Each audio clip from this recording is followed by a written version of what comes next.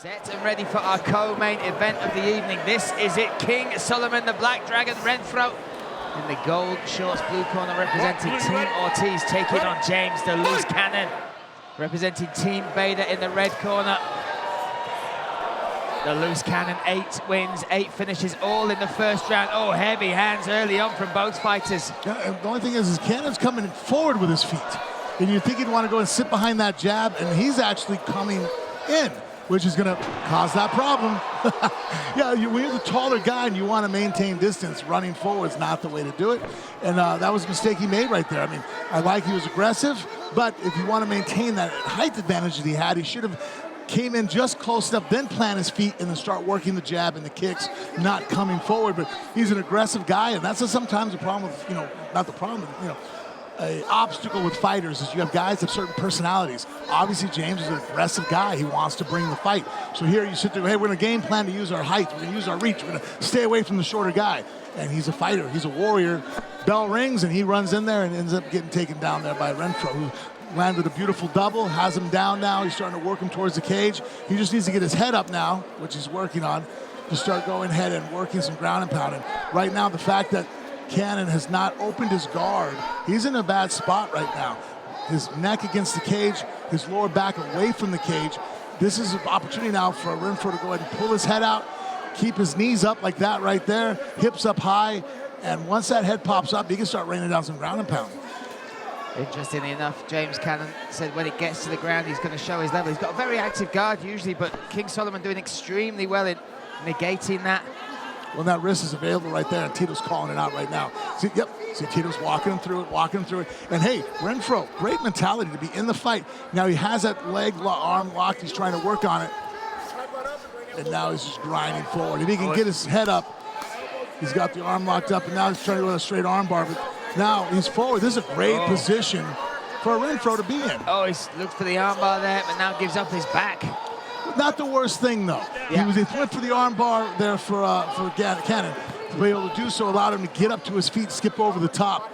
And so by rolling through the armbar and getting up, he's actually opportunity to improve his position right now.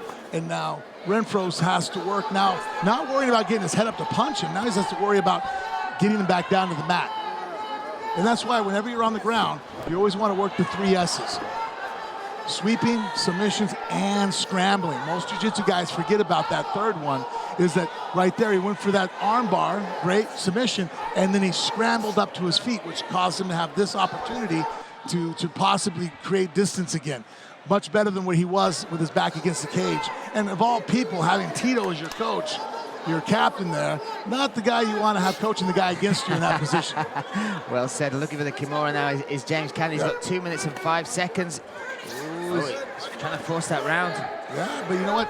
If he gets it around the corner, maybe. But Renfro needs to connect his hands between the legs, high crotch style, and then he can just drive his hips in on that femur. Oh, it's a real battle here now. Yep. You know, it was really great. He's dropping now. Yeah, but that was not great to drop there. In the cage, blocking it now. Look at that. Solomon able to now take the back very quickly. Both hooks in as well, Frank. Yep, and he's just keep one arm under the armpit, though. Keeping over the top like that, he might get shooken off. So right now he's going for the face lock. Oh, he's got a great palm to palm, hips driving forward. Let's see if he can slide that into a rear naked choke. 1 minute, 18 seconds as well left in this first round. Yeah, Renfro needs to be careful not to burn his arms out. And Cannon obviously has got to be careful about it. That arm slips under his chin. Good pegging the arm down. He's trying to rotate towards him. But now, great job on Renfro's part to grab that wrist, lock it up so he can stay on the back. He needs to keep at least one arm under the armpit. You can't have both hands over the top. Sometimes guys get aggressive there, put both hands over the shoulders to go for the neck, and then your guy who has the person who has their back taken is able to rotate, because having the hooks in the way we have it right there isn't really the greatest way to secure the body.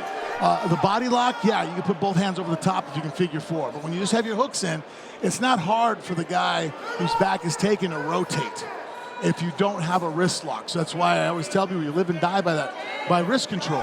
If you have someone's back, you stay under the armpits, control the wrist, then with the other hand, you can attack the neck, which Renfro's doing a good job of now looking for. And Cannon being very secure, but he could be a little bit more active. Let's see if he realizes it. Now that his neck is safe, maybe rotate, but now time's ran out. Yeah, the clock has done that. And this round goes to Renfro because of great position on his part. Oh, look at that. Oh, and even finishing it. Configuration. Yeah, one of the best to ever do it, a legend of the spot, and that's a nice straight jab there. What a response. Yep, and again, the problem with Cannon is he moves forward. All that height, he just took a shot there. He's fighting a guy who has so much of a height advantage over. He needs to sit back and make Renfro have to go ahead and fight through that. Ooh, almost a knee on the way up there. Ooh. That double was scary. If that was a second later, Renfro would have ran right into that knee, and that might have been the end of the fight. So the timing on that was very scary. But now, great position against the cage for Renfro. His head's on the chin of Cannon. Cannon's trying to look like he was looking for a little rubber guard control, and this ain't the place to do that, guys. That 10th planet stuff is not going to work here against the cage. In fact, it's a blessing if someone tries to do that and you're on top at this position. Look at the posture there, even just the position that Renfro has taken. And he took instruction in between. You can see Tito Ortiz just really talking him through exactly how to maximize. Well, what Tito's trying to tell him is create a frame. That's what he needs to do. Right now he's hugging, but his hips are doing that for him. Your hips, your feet are driving. The guy on bottom can't move anywhere, so his head's stuck against the cage. So you don't need to hug people anymore in this position. So kids at home, take notes. Your hands now, if you're the top guy, need to create frames. You need to be able to separate yourself from the guy so that you can now create enough room. See, like his left arm, there's a frame. I would frame, create room, so you can then drive and use your body weight and your feet to drive vicious elbows and crush your opponent. Cause them pain, then they will usually panic, make mistakes. You can pass the feet and then start working maybe a submission or continue on trying to put their face through the canvas. I'm going to flip you to the other side of the position now, Frank. What do we need to see from James Cannon here? Because he keeps that guard closed. He has to open the guard. You have to open the guard, get your feet down. Go ahead and get one foot. I like going for an arm bar, a triangle, and then trying to skip over the top, get both my feet to the same side of someone's body. Right now, his feet are split. His feet are off the mat. You can't do anything here from this position. You can maybe fire off a single arm bar, but you have no combination attacks because you can't flip your head from one side to the other because your ear is stuck against the cage. So you have to get your legs down, feet down. Basically, let the person pass so that you can rotate your hips down to the mat, get to your knees to get to your feet. Superb instruction. Once again there, Mr. Frank Mir. 2 minutes, 20 seconds now left in round number 2. And the clock is the enemy now as well, Frank, isn't it? Because you have to have some urgency. These rounds are ticking away. Well, and right now, this is really going to come down to the last fight if Renfro only wins by decision, because a decision win, 3 points. That's it. And guess what? If Tito's team wins out a decision win here and gets 3 points, that means that a draw, or a victory for Bader is still very much on the books, because if they come out in that last round and in the main event, Bader's opponent, his fighter, wins by knockout or finish, then he's up by 2 points now because he has a 5-point victory. So right now, if Renfro can pull off the finish and get 5 points, then he basically locks it in. At best, Bader can only get a draw. And once again, we are maybe facing that factor. And if it does go to a draw... Well, I think we had this discussion. That was one of my ideas on there, was that we had to make sure that the fights were uneven, as far as not an even amount of fights that no matter what throughout, just like having 3 rounds. If there's 3 rounds, it makes it much more different. Having an odd number, that way point system-wise, we could try to circumvent as much as possible the draw. And if it does come to a draw, the winner will be deemed by the winner of the main event. And if that is a draw, as in a tie between the two, then that would go to the co-main event. So look, all to play for, and like you said... Wow, really going to come down to that last fight. Exactly. You got in the back, and you're sitting there, you're watching the film, and you're doing the math in your head right now going, wow, this is really coming down to me. And I've, look, anybody who's wrestled, folk style, high school or collegiately, I'm sure they've been in that position. Your last matchup for the duel, and your team's down, and you're like, man, this is coming down. I have to, and pull off the victory. At least right now, it might even add more, drama to this. If Renfro pulls off the decision win here, which we still got 1 more round, so that's not a guarantee, but just a hypothetical. That means that Bader's guy is in the back knowing that, Monkey knows, Andre doesn't know that he has to win, by a victory. I wonder how much that'll play into his decision-making to go out there and go, obviously you always want to win by finish, but going, well, if I don't win by finish, even a victory, we still lose. So 2 rounds down, another dominant positional round there from King Solomon the Black Dragon Renfro. So 5 minutes potentially left to settle this co-main event between King Solomon Renfro and James the Loose Cannon, but once again Renfro able to use that aggression. Smart fighter. Look, Renfro realized that, hey, look, last 2 rounds, every time Cannon comes out, he loves to open up with that left roundhouse. So Renfro stepped off line like he did in that 2nd round, steps off to his left, depowers that kick, throws a stiff jab to close distance, knock Cannon off balance so that it's easy to take a person down if they're off balance. It's much easier if they're in stance. And here, he's working the back. Look how quick he got to the back that time, Frank, really attacking that. It's on the chin now, so it's still painful. But that could slide under now. They're slippy and wet from all that sweat of 2 previous rounds. Oh, he's got a nice palm to palm. If he can get that other forearm behind the back, see how it's above the shoulder? If he can get that arm behind the back, he can push off of it and anchor. And now he's pulling him to the other side. He needs to make sure, though, that he doesn't get reversed. Again, now both hands are above. That's a scary thing. I would be screaming if I was Tito, hey, wrist control. Control the body, because right now both hands are over the top. If Cannon's able to reverse this stance and end up inside the guard, he can turn it around. And now, good. He just needs to get his ear on the other side, too. And now he uses it to transition, improve the position. Still on the back, though, is Renfro. Cannon's doing the right thing, kicking that hook out, trying to reverse, but Renfro just 1 step ahead, is able to keep the back, and now he's got his arm under the armpit. That's what allowed him not to be rotated off.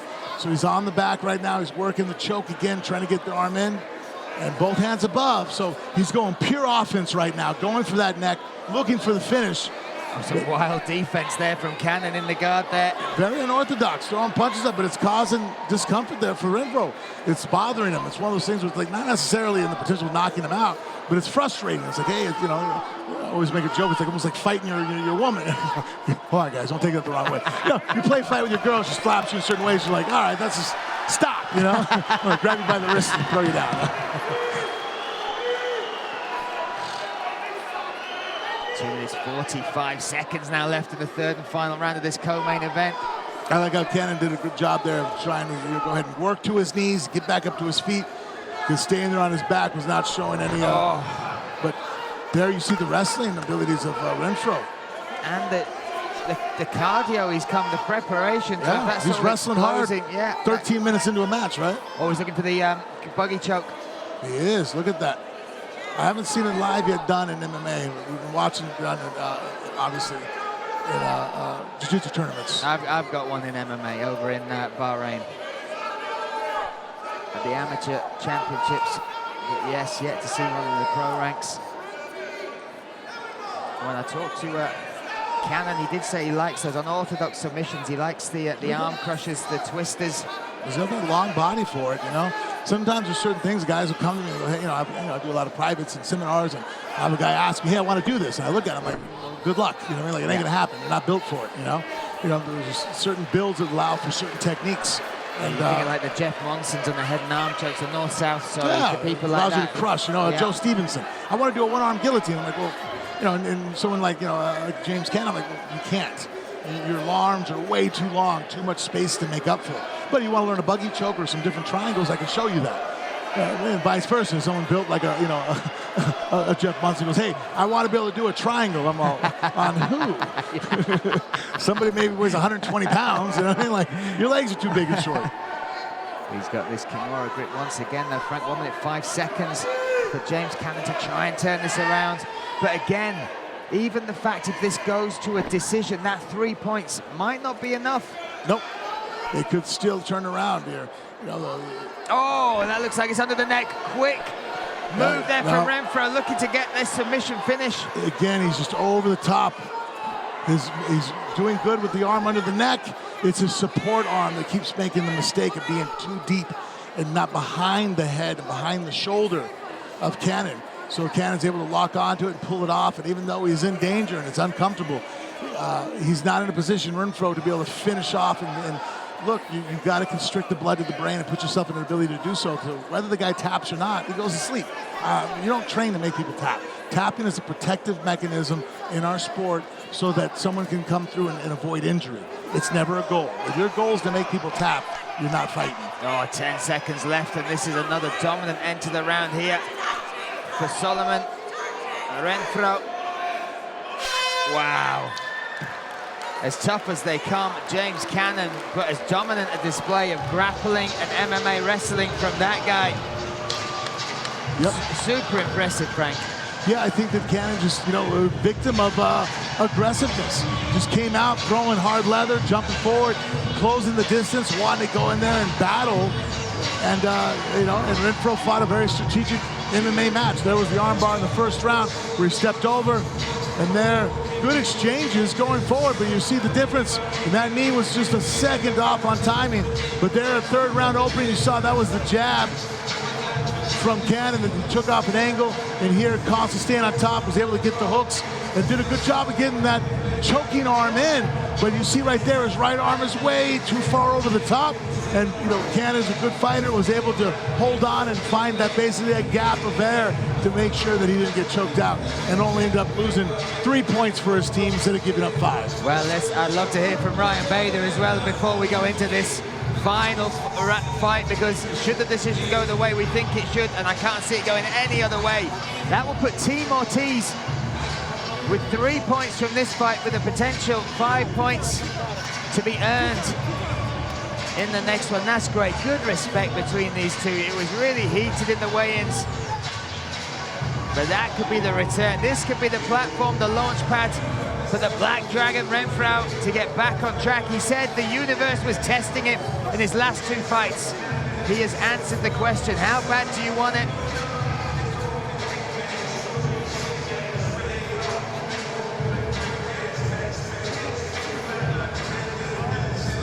So there, James Cannon pointing to his hand, maybe an injury caused early on by some of those exchanges.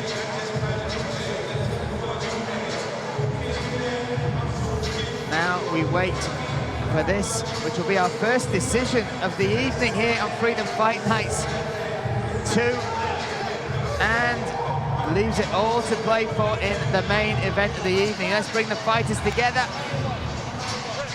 and let's hand it to our MC, Matt Valdez. Ladies and gentlemen, after 3 hard rounds, it went to the judges' decision. All 3 judges scored the bout 30-26 for your winner by unanimous decision, King Solomon